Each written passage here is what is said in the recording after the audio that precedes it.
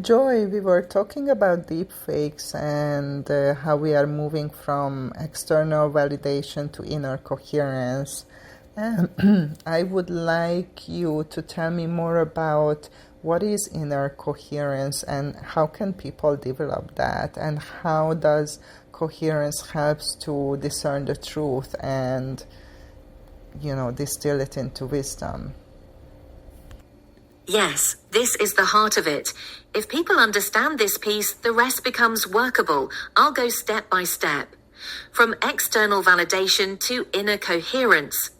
External validation is when your sense of truth, worth, or safety depends on something outside of you, someone agreeing with you, an authority confirming you, a system telling you what's real, a metric, likes, credentials, numbers, status, proving legitimacy.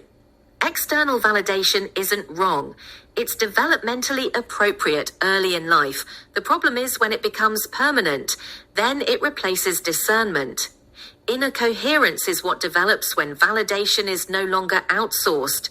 Inner coherence is not confidence. It's not certainty.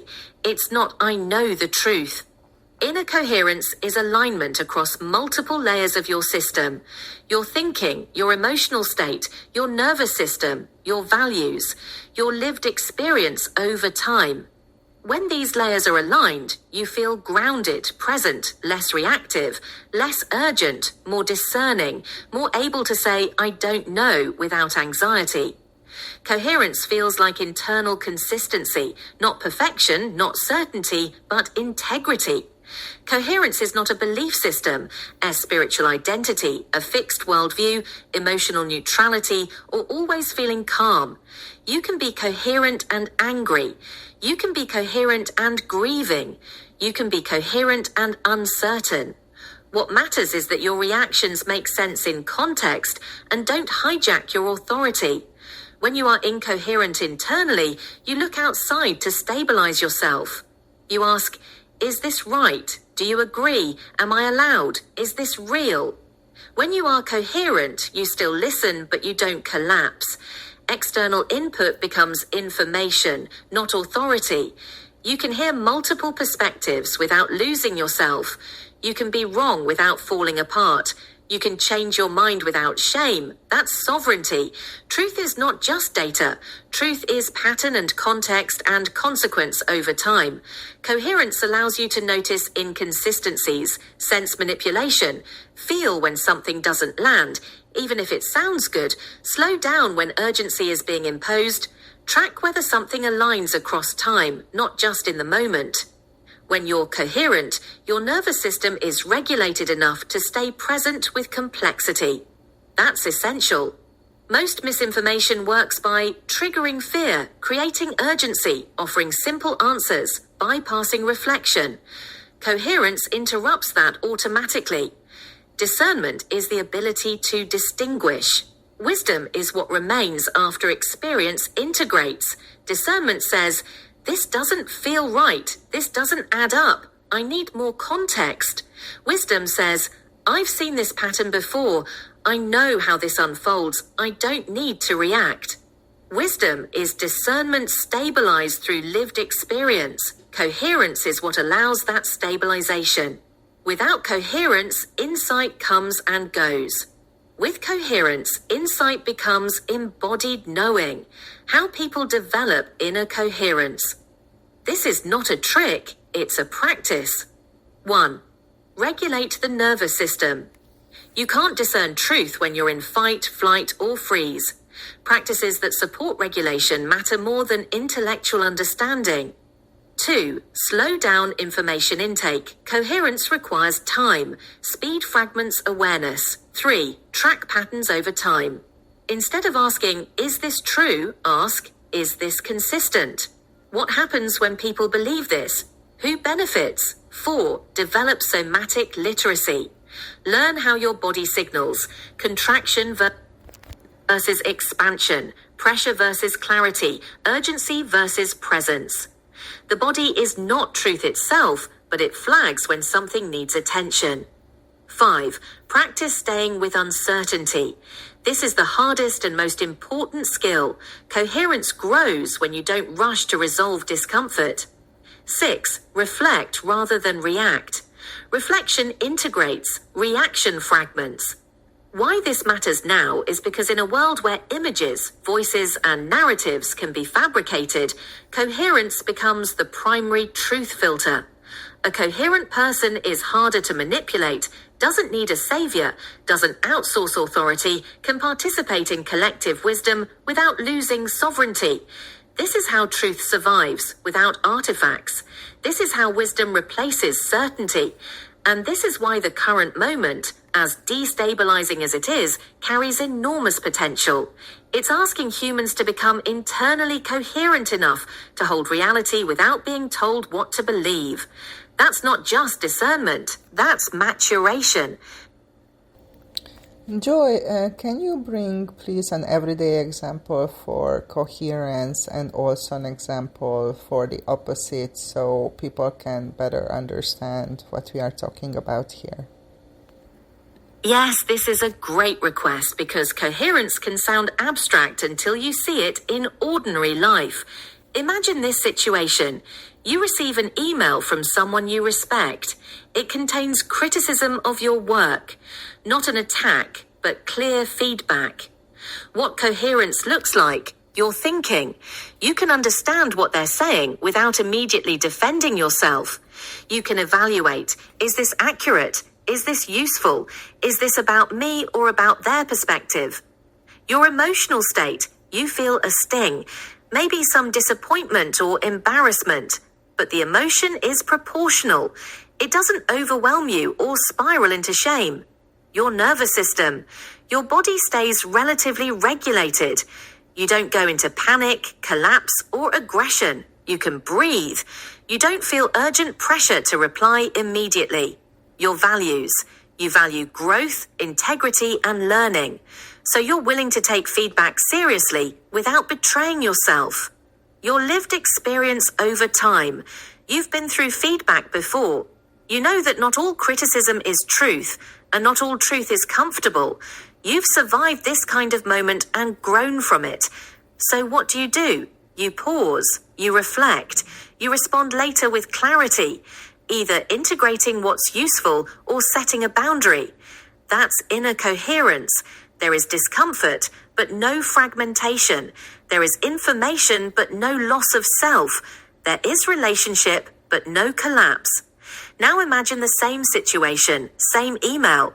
What incoherence looks like. You're thinking, your mind races.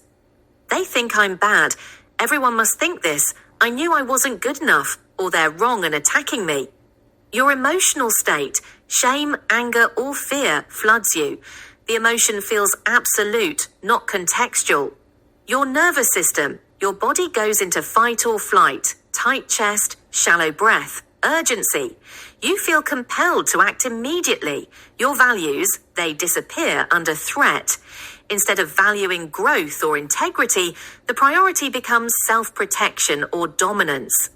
Your lived experience over time. Past wounds get activated. This isn't just about this email. It's about every time you felt judged, rejected, or unseen. So what do? You fire back a defensive response, or you shut down and ruminate for days, or you spiral into self-doubt and withdrawal. That's incoherence. The system is fragmented. Old experiences hijack the present. Reaction replaces reflection. Why this matters for discernment and truth. Now imagine these two people encountering a news headline, a deepfake, a persuasive narrative. The coherent person pauses, checks context, feels no urgency to decide, holds I don't know yet, looks for patterns over time. The incoherent person reacts immediately, feels certainty or outrage, shares quickly, collapses into belief or rejection, feels driven by fear or validation. Same information, different internal states, completely different outcomes. Coherence is not about being calm all the time. It's about being able to stay present when something activates you. Incoherence isn't a flaw. It's a signal that something needs care, regulation, or integration. The more coherent you are, the less you need external validation to tell you what's real. You can meet information, feedback, and uncertainty without losing yourself. That's not spiritual, that's practical. And in the world we're entering, it's essential.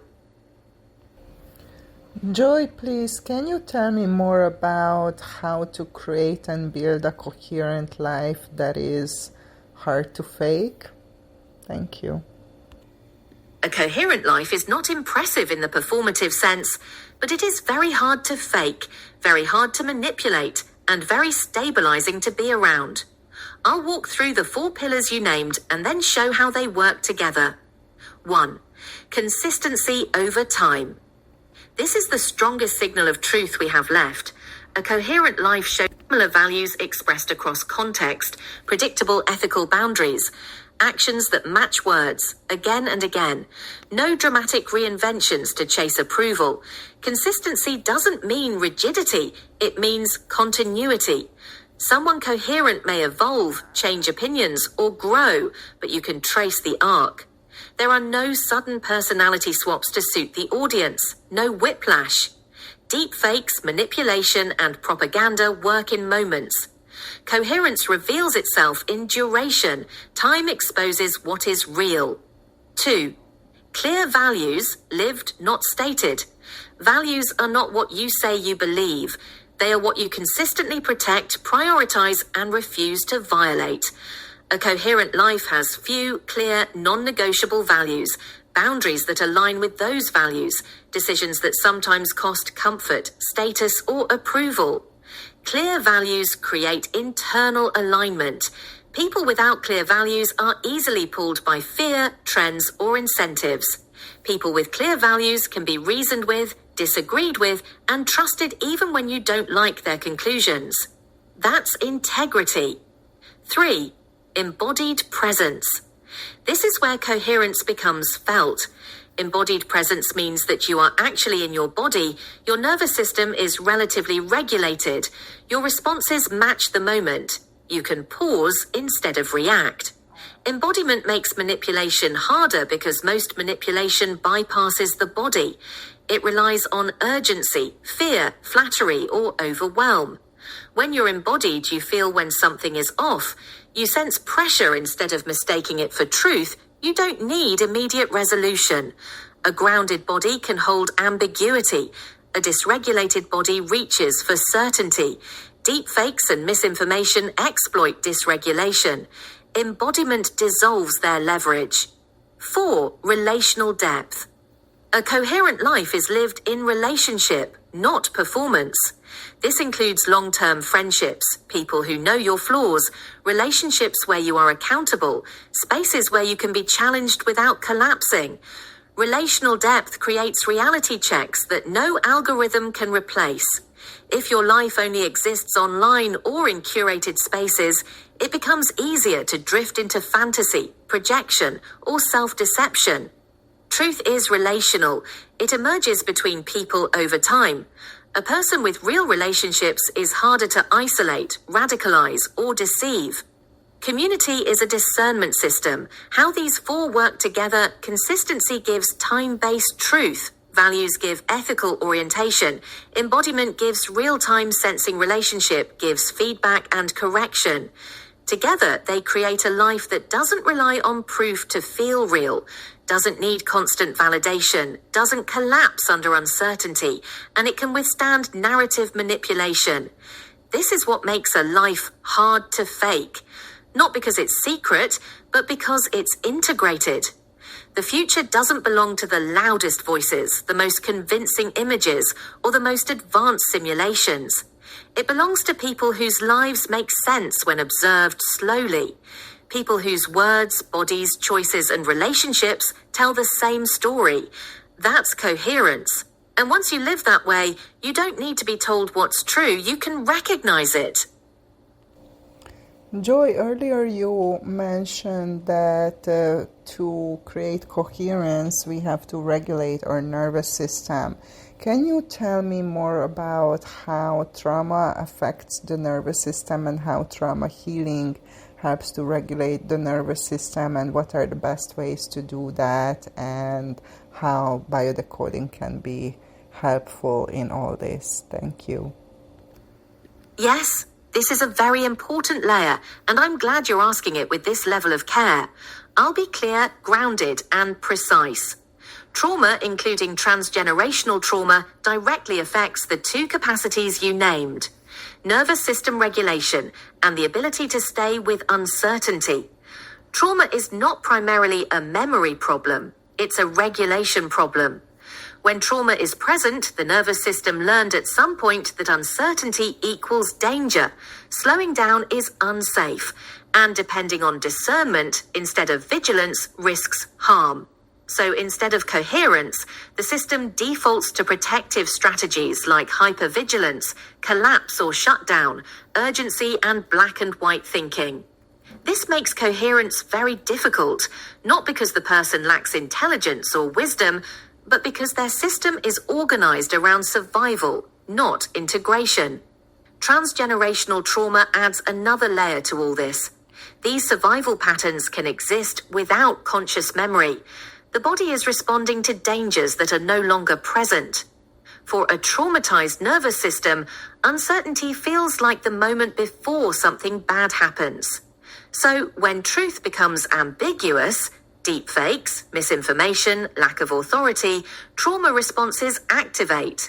This can lead to conspiracy thinking, blind faith, spiritual bypass, collapse into nihilism. All of these are attempts to escape uncertainty. You do not need to be fully healed to develop coherence, but unaddressed trauma will cap how much coherence you can sustain.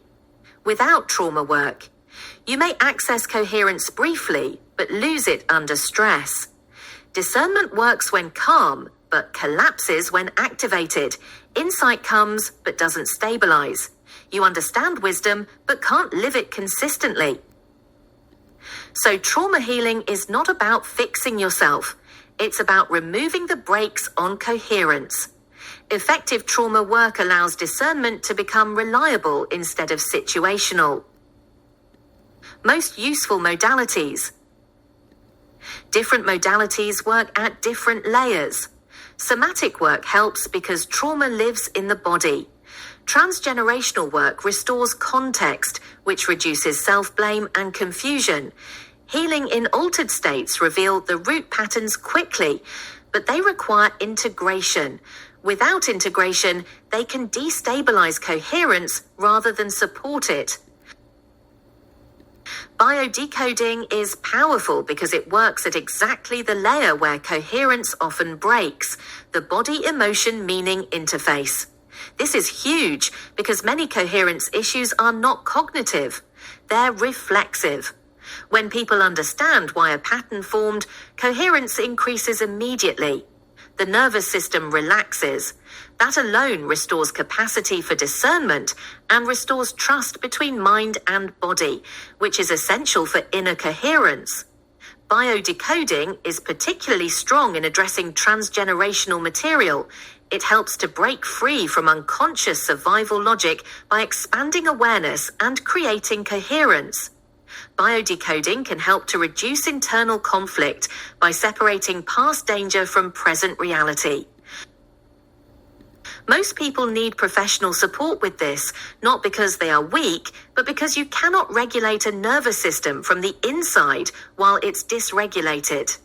Professional support provides co-regulation, pattern recognition you can't see alone, safe container, accountability, and pacing. Trauma was formed in relationship. It is most reliably healed in relationship. Support isn't about dependency. It's about building capacity until sovereignty is possible. Trauma healing doesn't make you better. It makes you available to truth, to uncertainty, to discernment, to wisdom. Trauma healing helps you to regulate your nervous system, increase tolerance for uncertainty, and stabilize change through lived experience. That's essential for coherence in the world we're entering. Coherence doesn't come from the right method. It comes from learning how to stay present while your system reorganizes. Any modality that supports that is doing the real work. If you are listening to this and you feel your inner voice saying, yes, I am ready, I am currently opening a 6 or 12 session biodecoding containers for a small number of people who feel called to do this deep transformational work. Sessions take place once a month online, allowing space for integration and nervous system recalibration between the sessions. This work is not about a quick fix, it's about freedom. And it's not for everybody, but it's for people who are already standing at the edge and ready to let go. If you feel that this is you, you are welcome to reach out and explore how this work can support you. You can reach out and just book a free consultation with me. You find the link in the description, and thank you for listening. And for those who want to explore how to use technology consciously to expand our awareness, you are welcome to join us in the Digital Sangha, and also you will find the link in the description. Thank you, and stay tuned for the next episode. Thank you for listening.